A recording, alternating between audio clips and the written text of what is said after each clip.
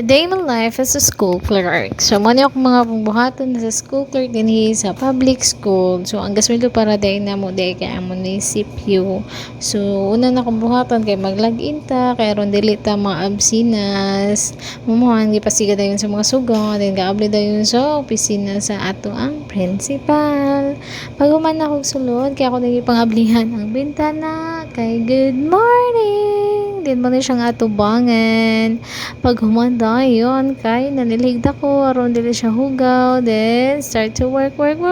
Gipasiga na dayon, ang printer o laptop.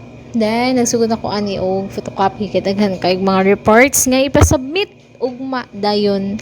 Pag human nag-work nako, nagatubang nako sa laptop kay daghan kayo gipang submit og mga data nga ato ang buhaton, mga inputon, mga reports, mga documents. Then, nagsige na dyan ko katubangan ni Hantod maghapon. May tagmala 5 na guys. So, time to go home. O, diba? Fast forward.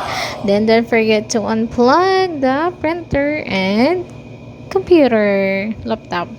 Unplug, then turn off the light, then pag human kay, don't forget to leg out, and then lights up, and see you tomorrow.